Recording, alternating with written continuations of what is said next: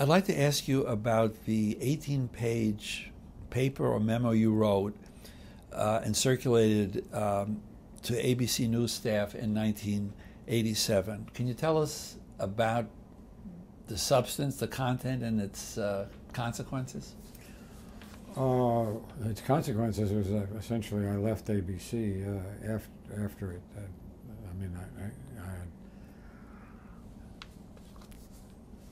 I had been asked by an ABC executive, and I've never gone to the names, and so I won't hear either. But a Cap Cities executive had asked me to outline what I thought were the good points and the bad points, maybe that's extreme, but questionable points, about the way ABC News was being run. Was that an unusual request? Yes, I mean, it basically to critique your boss? Well, the point was that Cap Cities had essentially decided that Roon was not their guy anymore. He was going. It's been written about in other places. He was going through some kind of a crisis in which decisions weren't being made. We were suddenly adrift.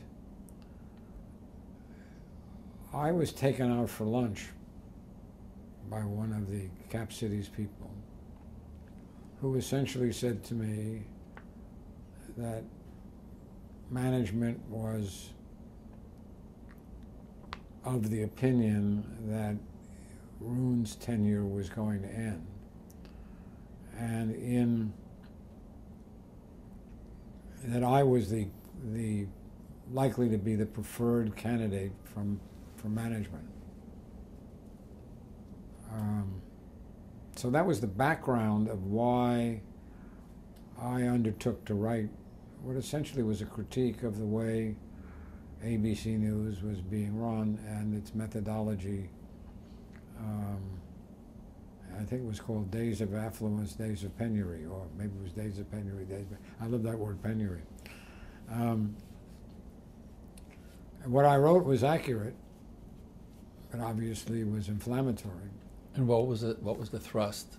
Well, that management had essentially lost control of the way the news could be gathered, should be gathered, can be presented, and new ideas could be bubbling up and things like that. It's been a while since I've read it, I must say. It's not exactly my favorite reading place, but I circulated it. I had written it in the form of a piece for a trade magazine. The name of the trade magazine now escapes me, but the editor had said, would I write, if I were writing something, he'd like to publish it. So I really wrote it for internal account, but I gave it to him as well. I don't think he ever printed it, but it certainly, I did not hide it under any bushel basket, if you will. So it did circulate around ABC. Yeah. Do you think you were a little naive about? Yeah, I was. It turned out, first of all, that although Cap Cities executives had decided that Roon's tenure was limited, they had a different plan, which was to move a guy named Weisswasser in as Roon's assistant. That didn't work either, but by that time I was gone, so it didn't matter. Yeah, but to the extent you can recall, what was your vision for the direction in which you thought, over and beyond a more general sense that it was that the vision was adrift? What direction should news ABC News move? I mean, what certain kind of programming, certain kinds of coverage? I don't think I was that specific. I think it was more of a kind of an analytic critique of what was going wrong, as opposed to a projection of what could be done. As I say, I haven't read it in a while, so All right. So then, how was this received, and how did this play out? Outrage On the part of Arledge? Oh yeah. And Can you describe? Was there a? Did he call you into his office? Was there a? He suspended me. I mean, I was in the control room at 2020, and I got a phone call from his secretary saying Roon would like to see you. And I came up and he said, "I'm suspending you with pay," and I went away for about 6-8 weeks. While I figured out what I wanted to do and what he wanted to do, and then I got a phone call from David Burke, who was his assistant, saying, "Let's have lunch." It's all very adult, if you will. Yeah. And he said, "Okay, we want you to come back. You're not going to come back to do 2020 anymore, but we want you to come back to finish up these projects that you're working on." And one of them was the Blessings of Liberty 3-hour program. So and that was something that was not so much in Arledge's domain. That was no, it was. I mean, Roon and David Burke and others always acknowledged that I was a really, this is sounding immodest, but a superior producer. Right. And it was, because I said to them, "I'll quit." I'm not I'll quit. I mean, if we're not going to go anywhere, let me go find another job. And they said, "No, we're not going to let that happen." Yeah. And Arledge, I mean, when he called you in, how did he define the issue? Was it insubordination essentially, or what? Well, he didn't have to define it. I mean, there was no need to have a conversation about what I had done. I did not reveal to him that I essentially had been asked by Cap City's management. Why not? I felt it was a confidential, off-the-record thing, and it also wasn't happening. So right. I mean, I could understand if this Cap City's executive had asked you to write something confidentially for them, but for it to be circulated that way. That was my mistake. I see that you took that initiative. Well, there had been a meeting in New York, maybe a dozen producers and news executives, at which this subject was discussed, and it was as a result of that meeting that I put down on paper my views of what I was hearing at this meeting, which was that nothing was going to happen. And I've used this image a number of times, that I left an awful lot of my stomach lining on the floors of edit rooms and control rooms. So you develop a certain proprietary sense of the company you work for, if you care about it. And I think all of us who worked there at that time cared about it. We had seen come from nowhere to being number one, and now we're watching it slip away. I felt. Right. Did you ever discuss this matter with the Cap City's executive who had originally? Yeah. And was he or she at all apologetic for sort of setting this in motion? When we had lunch, he said to me, when we had lunch, things were moving in the direction that I discussed with you, and then things changed. Like, sorry about that.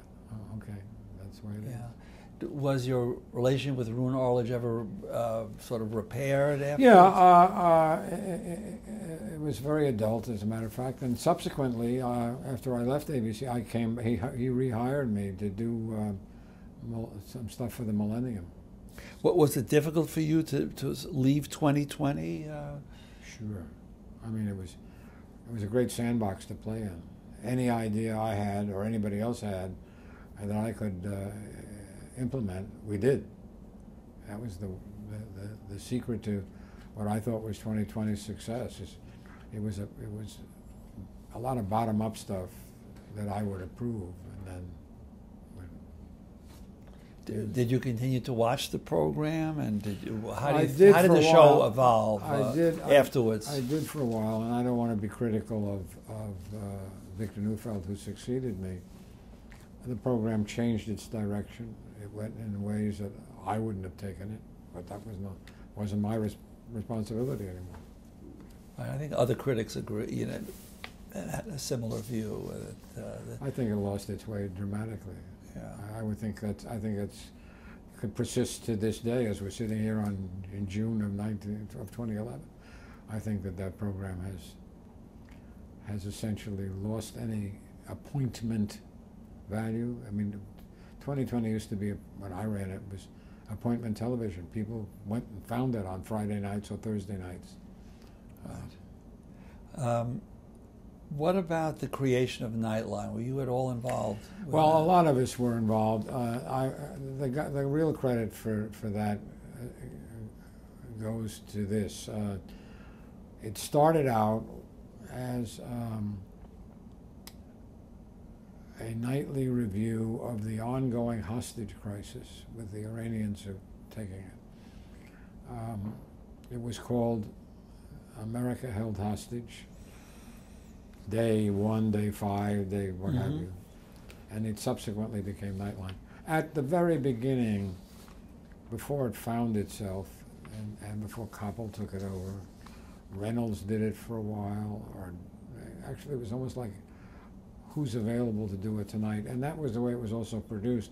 But very quickly it became the handiwork of a guy named Bill Lord, who really did the job, made it into, and Koppel became the anchor, and then it became ultimately, when the hostages were taken out, it stayed on the air as Nightline.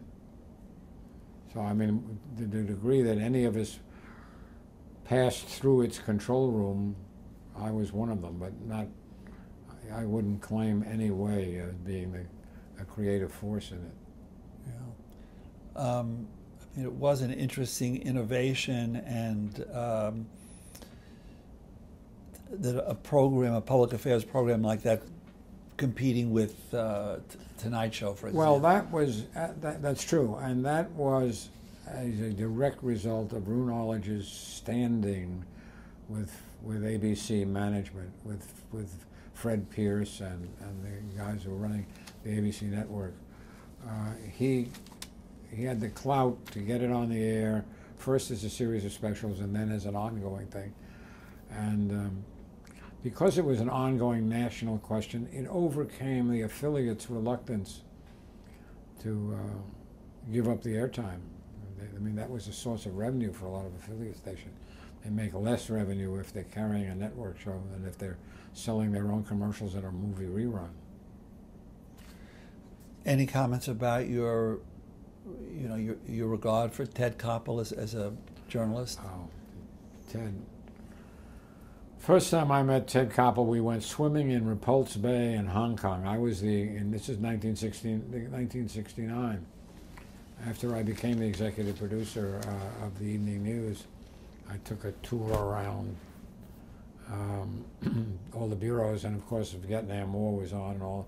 So I went to Hong Kong, which is where he was based. And we hit it off very, very well. And we did a number of shows together.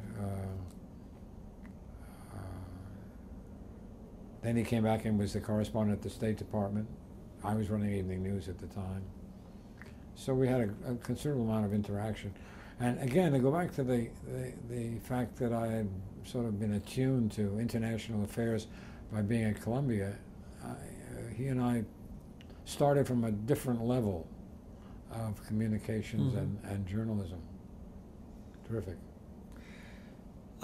Let's turn to 4585. What was that program? And well, it goes back to Koppel. Koppel and Jennings were my two anchors on that program.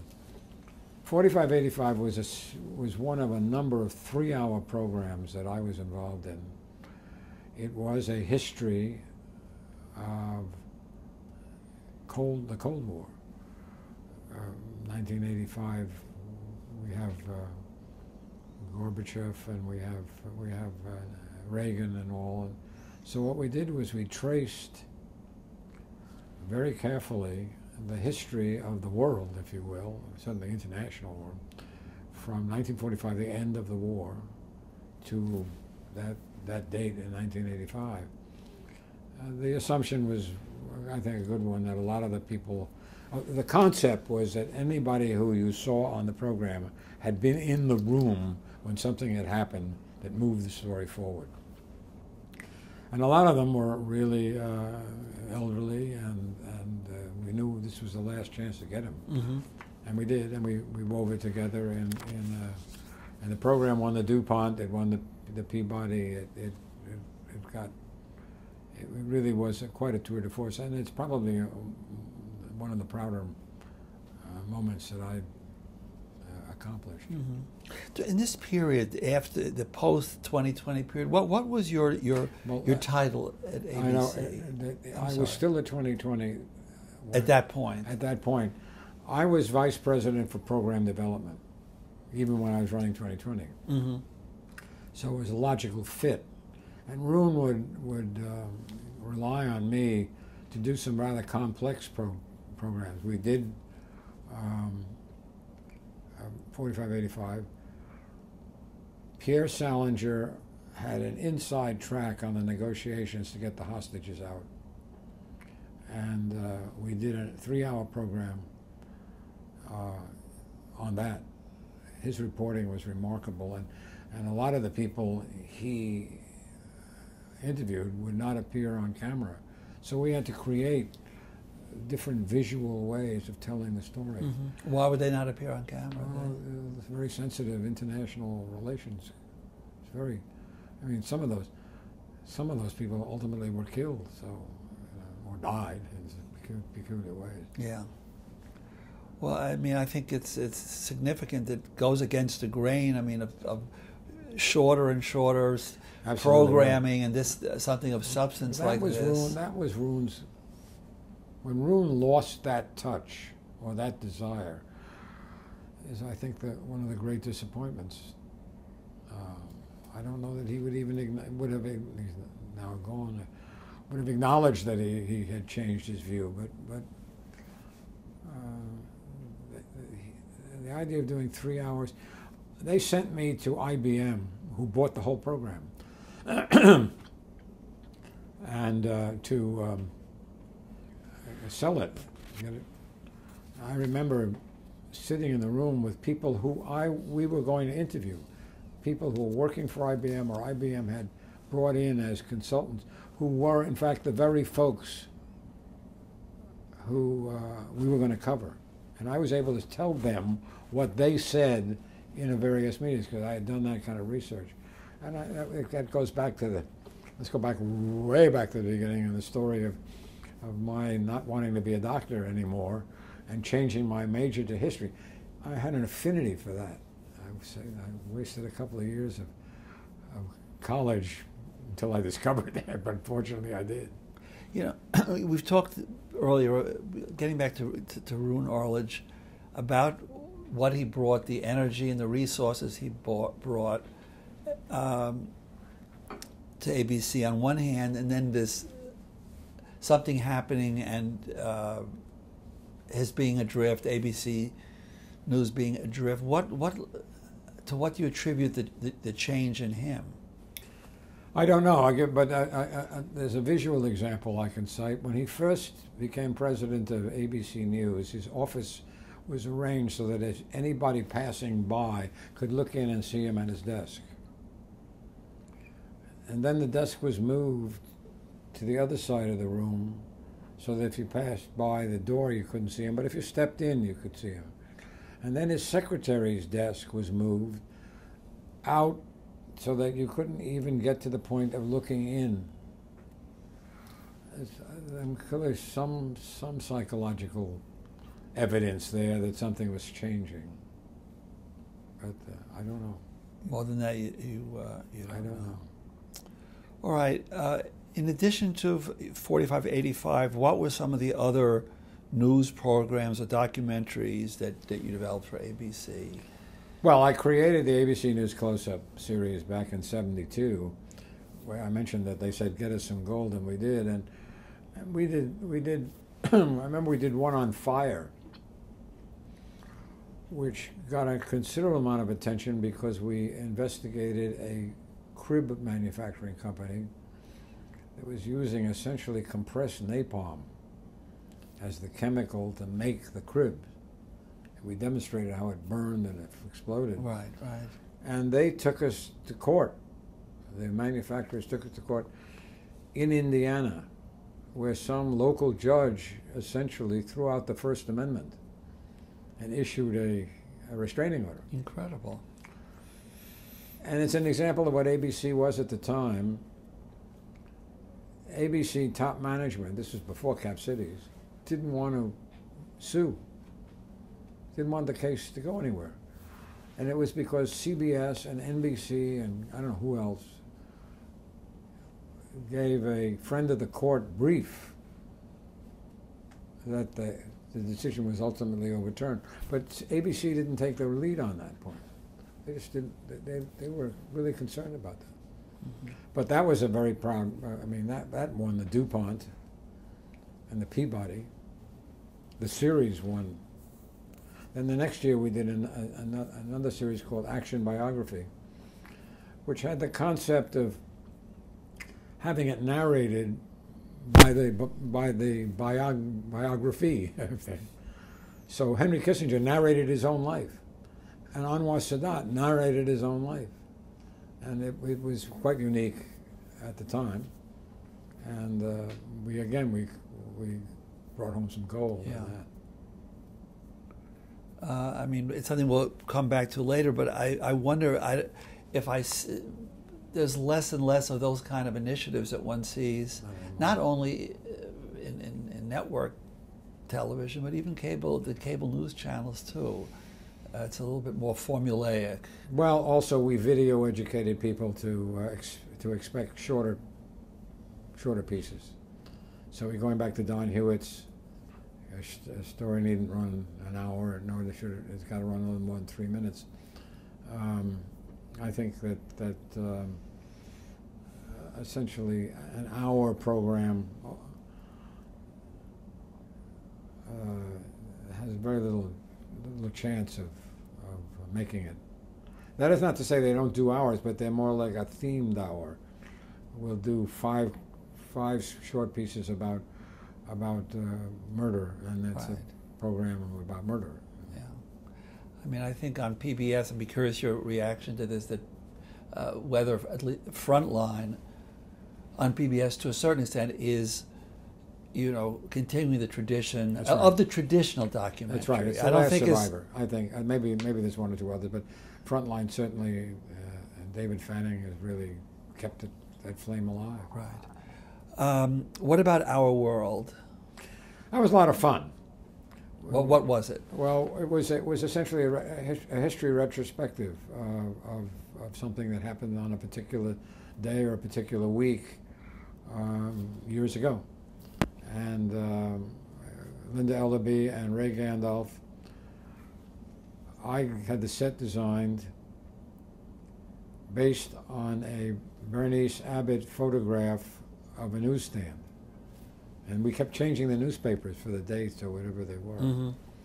And it was like a retrospective mini 3 minute, no, it was more than that. We would do a montage of images from that particular time, then we'd do one big story, which could be the Manson case, or was the making of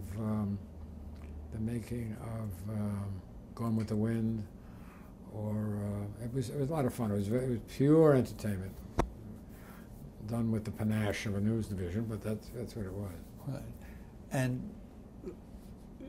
you mentioned Linda Ellerby. How you describe her as a colleague, as a journalist, her contribution? I knew her only in the context of that program, mm-hmm. and she's an excellent writer. and Ray Gandalf was an excellent writer, so they brought style to it. The Eagle and the Bear. That was the beginning of, there was a desire at ABC News to get into cable. And we went down to the History Channel, or A&E, it wasn't even called the History Channel. We went down there, we had all the video and the outtakes of all the video that from 45-85. I mean, what we put on 45-85 was about that much of what we had. And I remember we went down to their offices, and they were laughingly described as war lovers because they were doing the Nazis on the march, the 12th Air Force in Okinawa, and things like that. So I remember saying to them in this meeting that we had, "You've forgotten one war." "What's that?" I said, "The Cold War, and we can do this whole thing." I signed it immediately, and off we went. And it was just, what we simply did was we took what we had done for 45-85, and instead of making it a broad sweep, we would narrow in very carefully for 20 minutes or whatever it was on one episode. And we had all the people anyway, so it was really a recut, but a valuable history lesson too. Yeah. At that period, I mean, what was your thinking about cable television, and did you have a sense of the importance it would have? Somewhere in a book I wrote, I said that I was slightly wrong.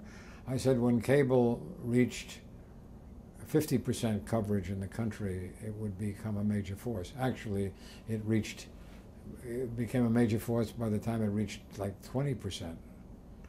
So I didn't estimate it correctly, but clearly cable was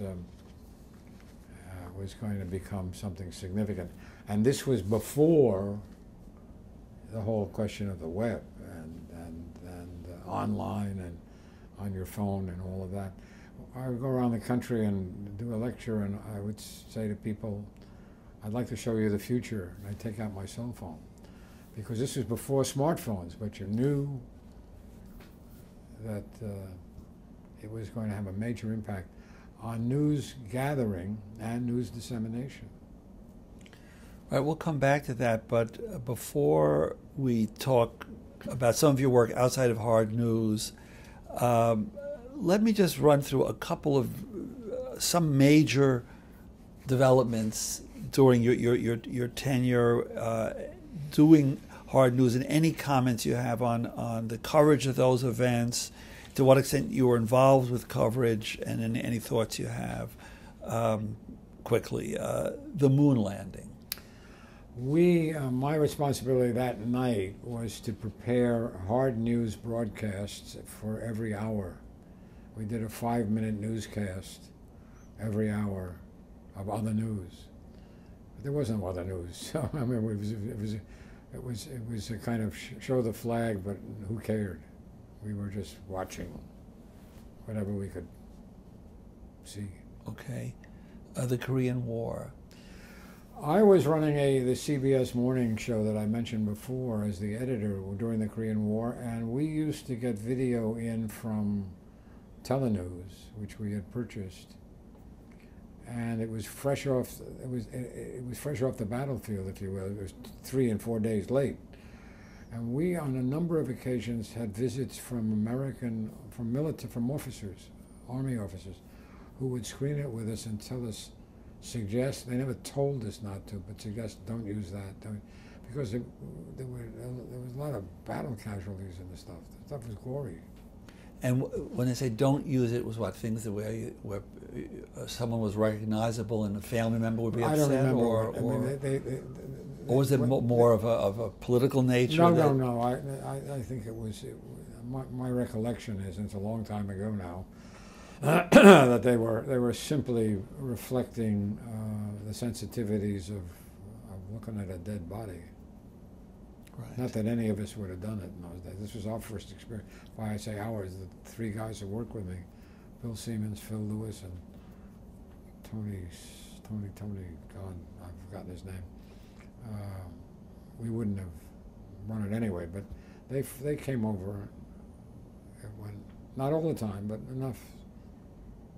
Right. The Bay of Pigs invasion? I really have no recollection of being Cuban involved. Missile Crisis? Recall. I'm trying to remember where I was. Oh, I was in London for the Cuban Missile Crisis. I was there for CBS, and we had a phone line open. Marvin Kalb was the CBS correspondent in Moscow, and there were several, like 9 phone lines from London to Moscow, and only one from New York to Moscow. So what they were doing was using me and my home in London as a communications point to Marvin. And we had to keep the line open because if we didn't talk on it constantly, it would be clipped. So we talked. My wife got on the phone with Mady Kalb. My recollection is I put my infant son on to babble. I mean, I vague recollection of that moment. The JFK assassination. I was in the newsroom for the morning show, the CBS Morning News. We had finished for the day, 10 to 11, bulletin. And I remember running through a corridor which was sort of semi-public between 2 sections of the CBS operation in the Gray Bar building on 45th Street. And I remember this running by and the elevator door opened, and one of my colleagues, Paul Lowenwater, was in the elevator coming out. And I yelled at him, "Paul, come on, Kennedy's been shot." And I have this recollection now as the elevator doors close and a woman screaming, "What?" Boom. And the elevator kept on going. Oh, we were in the control room constantly. We were on the air all the time. My son, who was then 5 or 6, didn't see me for, I exaggerate, 10 days, but it was that long period because we stayed there, slept on cots there and everything. He didn't know what happened to me. He had known that as that other little boy had lost a father. Right. It was really quite traumatic for him. The assassination of Martin Luther King? I was at PBL at that point, and the photographs that you see of the people standing on the balcony were taken by a freelancer who was working for me. We had made an arrangement with Martin Luther King to cover his work in Memphis. In Memphis, with the agreement that if he had other duties, other personal stuff or what have you, we would not have our crew with him. And so this was one of those down periods where this young man, I wish I remembered his name, Joe something or another. Well, I got those pictures and I called up Phil Cunhart, who was the editor of Life, who I had known. And I said, I have these pictures. The scream could be heard from the Time Life building down to where I was. And of course they ran it. And those are the pictures. He never gets credit for it, but Life gets the credit. Yeah. He took them. Coverage of Vietnam. Briefly, what was it like covering the turmoil domestically over the war as well as the war itself? Your in retrospect, what you feel about the quality of coverage, television coverage of Vietnam? Well, it was pre-satellite, so it was delayed. It was all battlefield stuff. Not all, but a lot of it. We had a hawkish guy working with us, which probably achieved some balance in our coverage.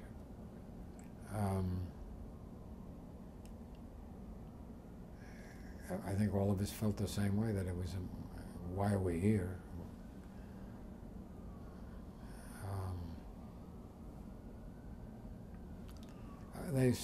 ABC scored a few scoops. We didn't have. We had a smaller staff there, but a chap named Steve Bell broke a number of stories.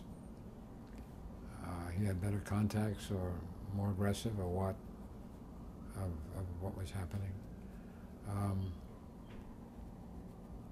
I did a documentary for ABC News at the time. I was running evening news, and we did a show called Heroes and Heroine, which won an award, and was about the fact that so many of the guys coming home were addicted. And it was one of the first times that ABC News, just kind of give you an idea of where management was. I did some reporting. I went out and talked to guys out at Letterman Hospital in San Francisco. They wouldn't go on camera or anything, but they showed me statistics that though the Nixon administration was saying we had 4% or 3% guys were addicted, their numbers were up in the double figures. And I came back and we put that in. And one member of ABC News management said, where's the guy on camera saying it? I said, he's not going to say it, but ABC News has learned. Yeah. And that was the first time, I think, that we started to do that at ABC. And we did it with some frequency. Rely on our own reporting. The coverage of Watergate and Nixon's resignation? I was doing close-up at that point. I was doing documentaries, so I was not involved in the day-to-day stuff. Yeah. Reagan's assassination attempt?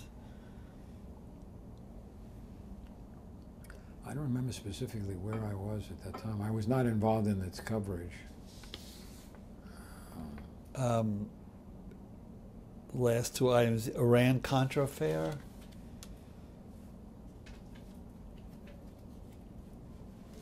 I think I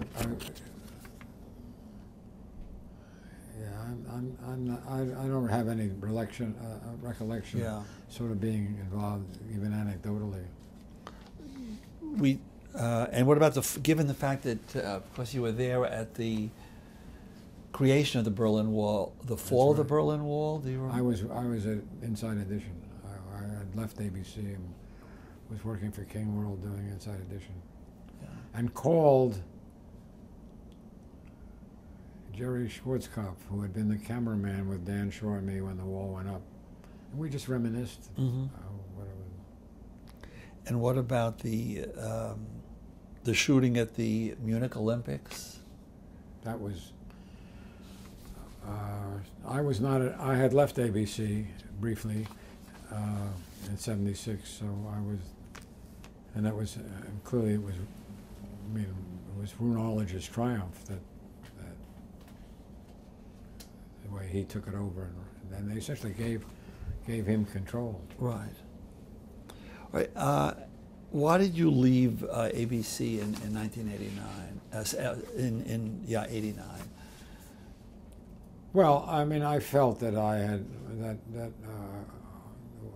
the memo that I had written had essentially not maybe persona non grata, but that Rune would and others would prefer that I not be around. So I think retrospectively, that might have been a mistake. Rune wasn't shoving me out the door, but I felt that I just, having done what I did, I couldn't hack around anymore. I was not in charge of 2020, and that had been the core of the pieces that we'd done, and those 3-hour shows were all done with 2020 staff. Mm-hmm. We added a few people for them, but basically I had taken that staff into the realm of doing all other things, Blessings of Liberty and things like that. So without that base, I felt kind of adrift. Yeah. Well, what were your title and responsibilities at King World? I was vice president for programming. Michael King, it never quite happened, but Michael King felt that Inside Edition could move from being a tabloid show to being a serious news program. So he wanted me to do that. The problem was the staff that was in place was all basically tabloid oriented. And the sales department, which really had the big stick, didn't want it at all. They wanted the more cleavage you could show, they wanted. And so it was a constant, to me, it was a constant battle for 3 years, 2 years, that was unsatisfactory. And now, Bill O'Reilly was at Inside Edition in that period. Yep. Bill had been at ABC as well. Bill had done some stuff for us. We had done a series of programs called The Burning Question, which was the concept was whatever everybody was talking about this week or this month or whenever you wanted us to go on the air, we would do an hour on that subject. And at that point, the environment and pollution was one subject.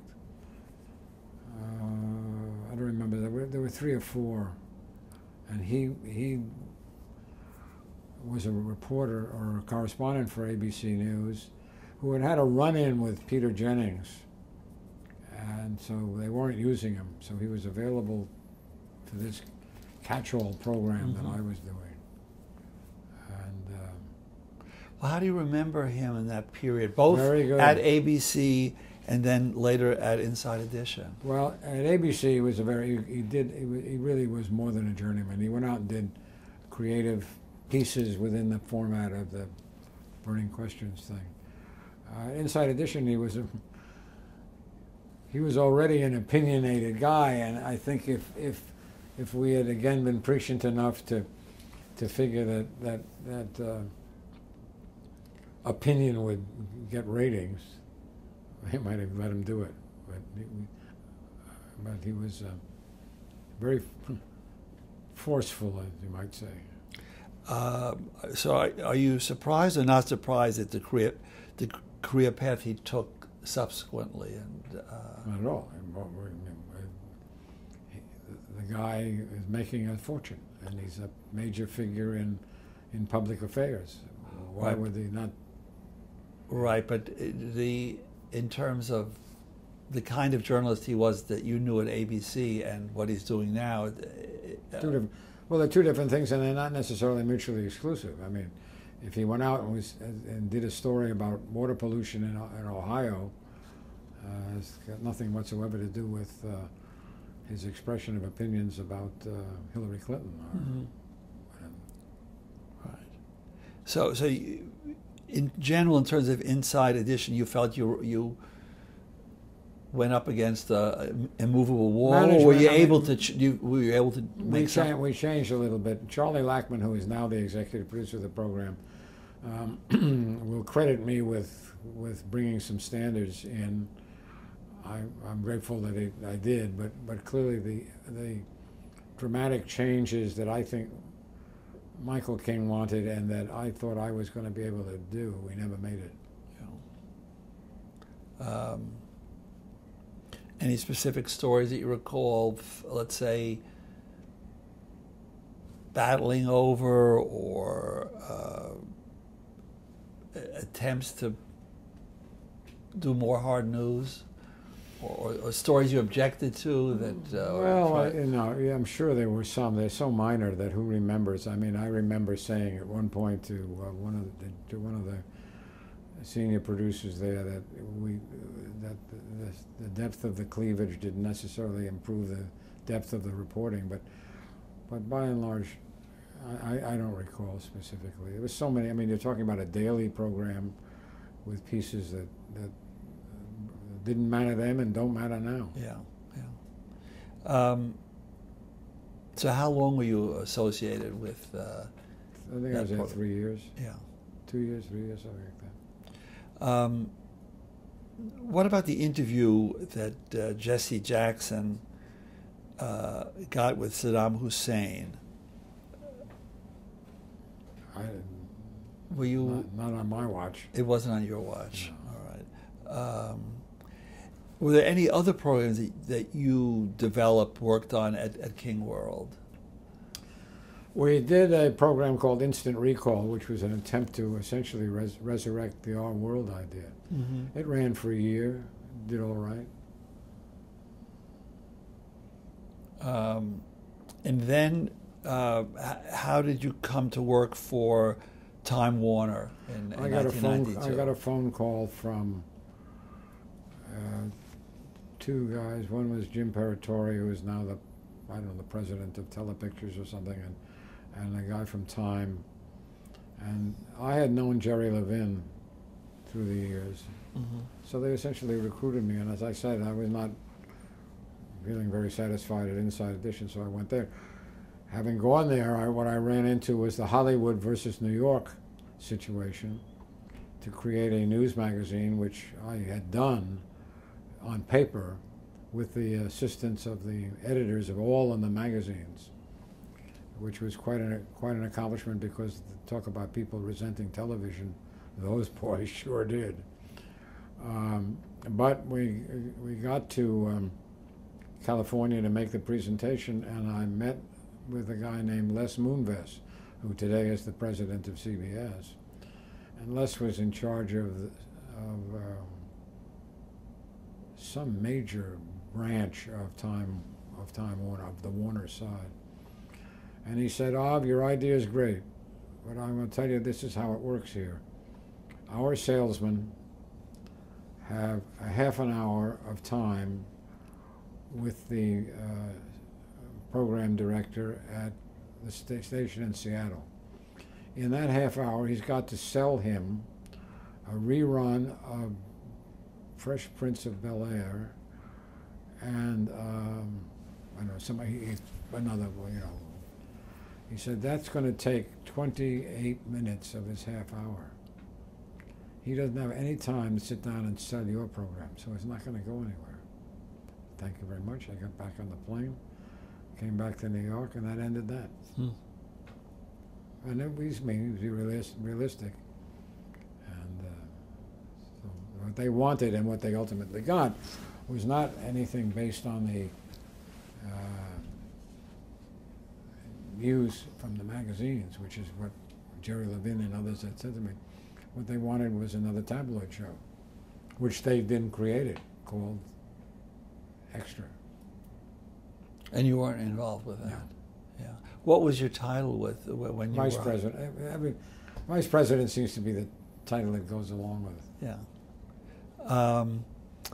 What about your involvement subsequently with the Freedom Forum?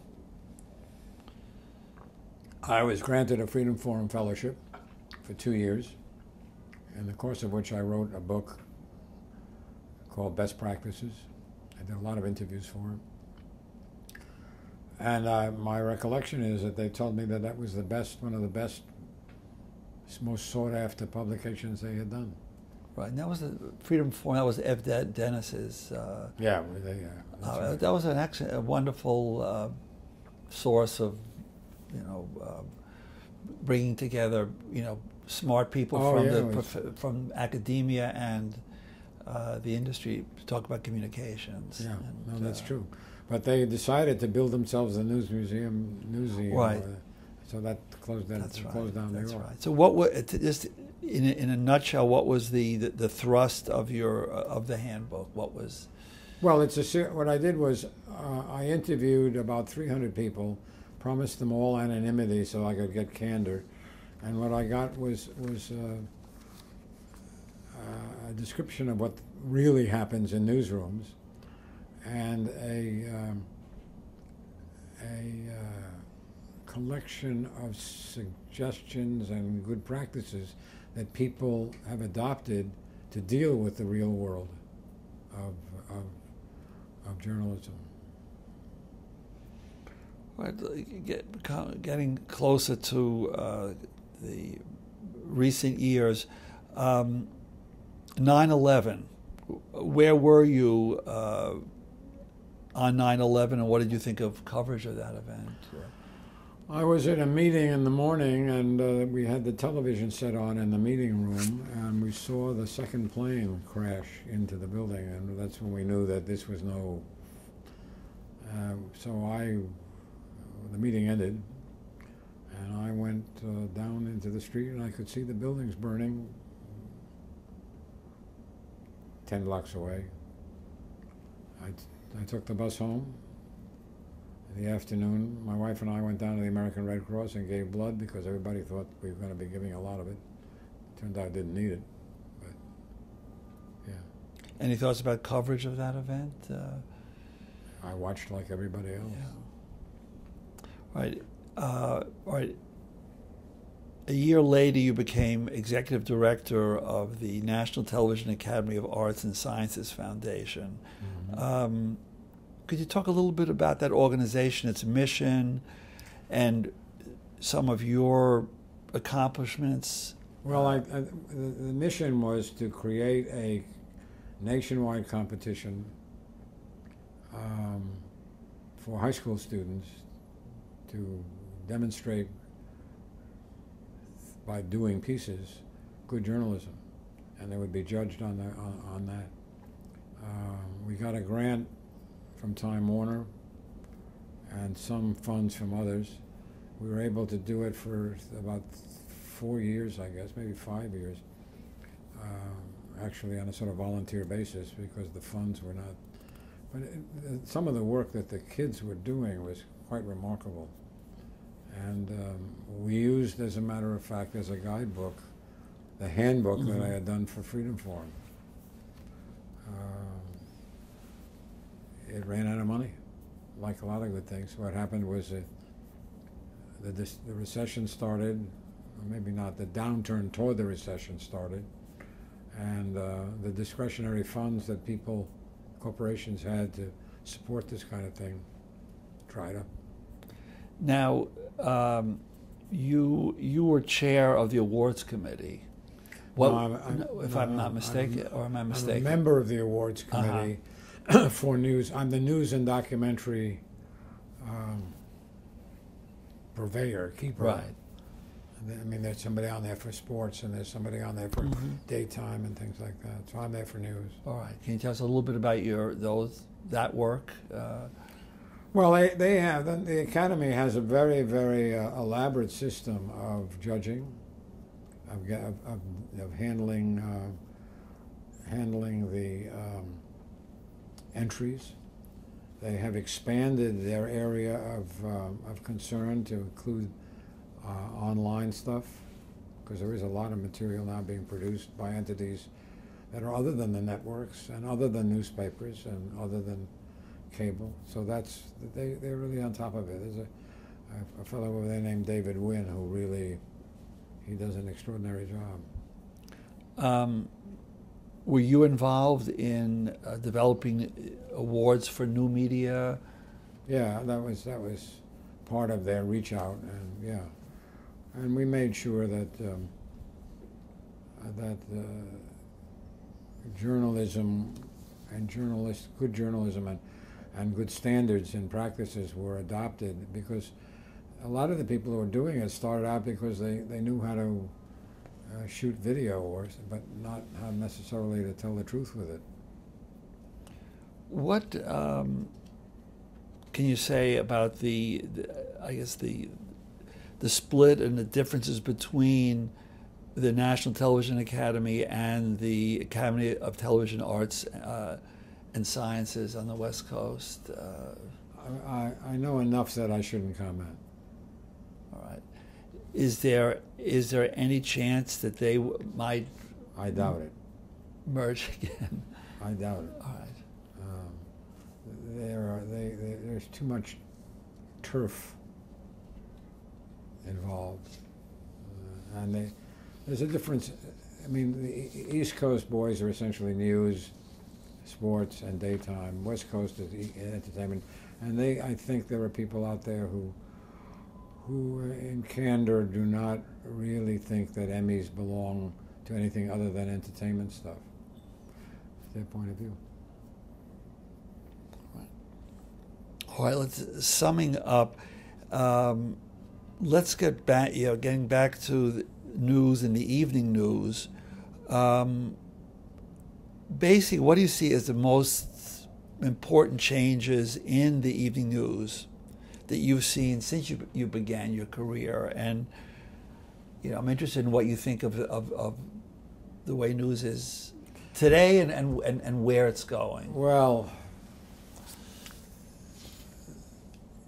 evening news has been dramatically affected by the 24/7. When I ran evening news, we were actually in the position of being able to say that that video will be held until our program, and then we'll let the affiliates have it, or let other state programs have it. Nowadays, in fact, the 24/7s have everything on the air before evening news goes, so that changes the nature of evening news. By evening news, I mean the network, the three network dinner hour programs. And how have they adjusted to that? Well, that's what they're learning how to do, and then in fact, what you see is, I think they've become mini magazines in some respects. They're doing many more small features, or they have they're not. When I did evening news, it was a program of record. It's not anymore. I don't think that we've seen any idea of where it's all going. The online stuff is supplanting the evening news. Not that it's a doomsday; it's going to go away, but it's diminishing in its importance. What about local news?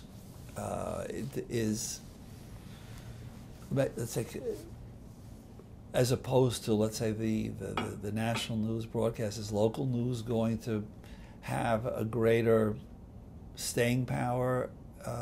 Television. Local Yeah, everybody's always interested in local weather, local sports. That drives it. They all are essentially of the same piece, the police blotter. And now, with the disappearance of Oprah and a lot of stations now putting on an additional hour, I've noticed that they're even covering national news a little more. They've got to fill the airtime, so there's a. I think local news is least likely to be affected by the 24/7s, things like that. Yeah.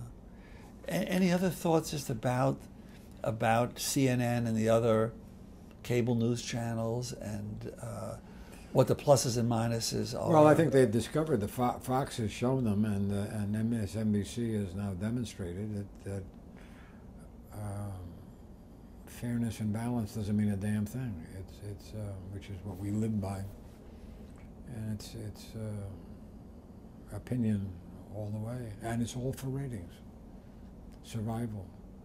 CNN has got a problem because they're trying to be down the middle, and folks have stopped watching it because they want to go have their prejudices reinforced by watching whatever Fox or MSNBC.